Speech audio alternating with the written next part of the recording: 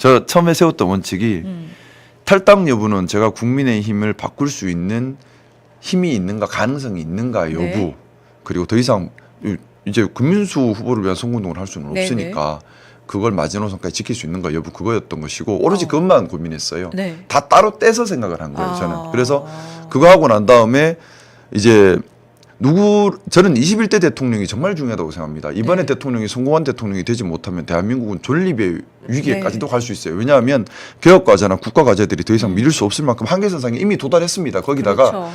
AI 혁명, 로보틱스 혁명은 사회의 모든 걸 바꿔버릴 네. 텐데 지금 선도력을 갖추지 못하면 완전히 낙후돼 버립니다. 그러면 제2의 식민지가 될 수도 있어요. AI에 대한 선도력을 잃어버리면 네. 마지막이에요. 네. 이번엔 반드시 성공한 대통령이 나와야 되고 그렇다면 저를 믿고 또 제 생각을 존중해 주시는 네. 여러 국민들께 책임 네. 있는 정치인으로서 제가 최대한 깊이 신중하게 고민해서 제 생각을 말씀드리는 건 책임 있는 정치인이 해야 될 또 하나의 의무라고 생각했어요. 근데 네. 이거는 제 정치적 이익이 아니라 네. 오로지 누가 21대 대통령이 되는 것이 맞느냐만 갖고 판단해야 되는 거죠. 네. 그래서 제 정치적 거취를 제일 뒤로 밀어버리고 이건 네. 나중에 생각할래요. 네. 누가 대통령이 되는지만 판단하겠습니다 하고 네. 그것만 가지고 꼬박 일주일 정말 열심히 연구했어요. 아. 왜냐하면 제 말에 책임을 져야 되는 거잖아요. 네. 또 비겁해서는 안 되는 거니까. 네. 그래서 제가 탈당했을 때 이재명 후보 또 이준석 후보 다 이런 얘기를 했는데 그때 저는 입당 관심이 없고요. 네.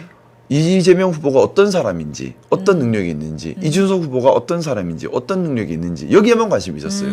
그래서 누가 대통령으로 적합한지만 가지고 오로지 고민을 했고 감히 정말 최선을 다해서 고민을 했고 신중하게 판단했고 많이 연구했습니다. 그 결과 제가 이재명 후보를 많이 오해하고 있었구나 하는 미안함이 들었어요.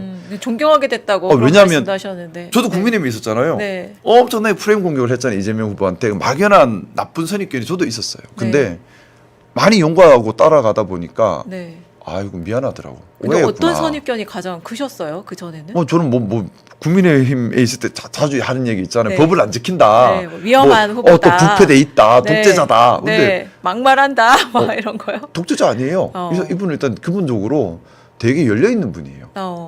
성남시 때도 경기도지사 때도 또 민주당 운영 때도 보면 독재자 성향보다는 항상 반대 의견을 무조건 듣고 반영을 하려고 애를 쓰고 중심 잡으려고 하는 성향이 되게 강한 사람이에요. 그래서 그것도 오해를 했었던 네. 것이고 또 범법 관련된 것도 네. 물론 뭐 법 위반들이 있기는 있어요. 네. 있기는 있는데 그 전후 경위를 보면 본인의 이익을 위한 것들이 아니에요.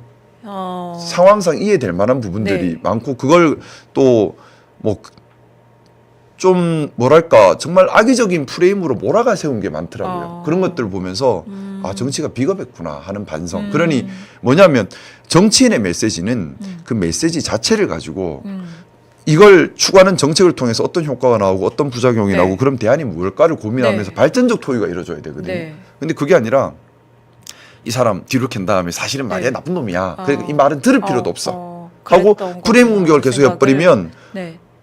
그게 진영 정치인 겁니다. 그러면 그 정치는 발전을 못 해요. 그런 정치는 어떻게 국민을 받들 수 있겠어요. 오로지 그냥 서로 프레임 정치에 빠져 있었는데 그래서 사실과 다른 점이 많았고 그리고 능력이나 일을 하는 업무 의지나 업무 효용성 면에서는 상당히 뛰어난 부분을 많이 발견했습니다. 그래서 21대 대통령으로 이재명 후보가 적합하다라고 스스로 이제 결론을 내리고 그 얘기를 먼저 했고 네. 그 다음에 이제 나는 어떡하지는 제일 마지막으로 왔죠. 제일 그 다음에 저는 이제 가치가 없는 사람이 됐으니까. 그럼 어느 시점에 이재명 후보가 연락을 한 거예요? 연락은 언제 했지? 그러니까 탈당 입장을 밝힌 날 이재명 후보도 연락 없었어요. 연락해보겠다. 제가 네. 그때 후보들을 만나고 이재명 후보뿐만 아니라 대통령 후보를 다 만나고 싶다고 했어. 네. 왜냐하면 누구를 네. 지지할지를 결정해야 네. 되는데 만나서 이야기를 나누고 네. 문답을 하고 싶었거든요. 네. 근데 다들 바쁘셔서 안 만나주시더라고.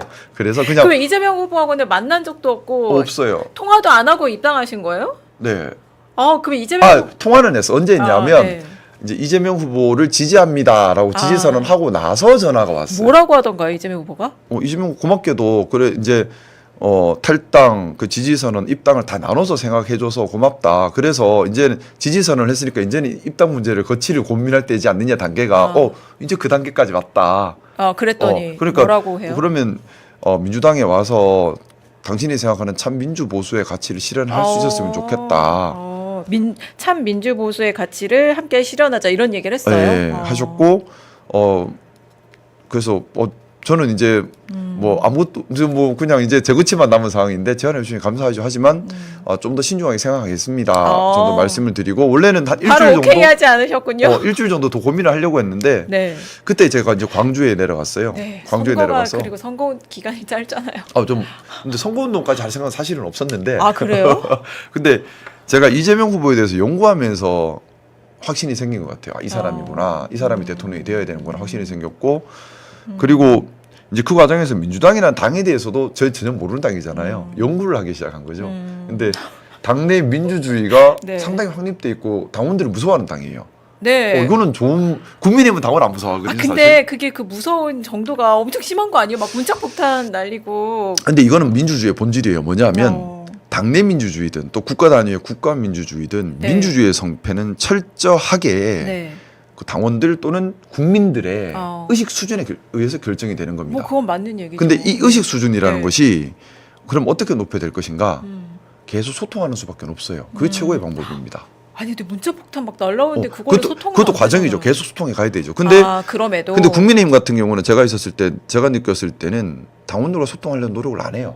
지시를 하죠. 조직적 지시, 조직 움직임만 해요. 그러니까 당원들이 어떤 현안에 대한 사고와 판단을 올릴 기회를 제공을 안 하는 거예요. 그냥 우리가 결정하니 따라오세요. 이렇게 가거든요. 이건 민주주의에 반하는 거죠, 사실은. 근데 힘들더라도 계속해서 소통하고 우리 욕 먹더라도 이야기를 또 건네고 이런 과정에서 당원들도 또 일반 국민들도 현안에 대한 고민이 깊어지는 네. 거잖아요. 그러면서 민주주의의 성공은 철저하게 국민의 의식 수준에 달려 있습니다. 국민의 의식 수준이 올라가도록 정치인들은 더 낮은 자세로 소통하기 위한 노력을 해야 돼요. 파란 나라로 가보니까 그게 또 달랐군요. 그걸 여기서는 좀 애를 많이 쓰고 있어요. 그게 참 감사한 일이고 네. 일단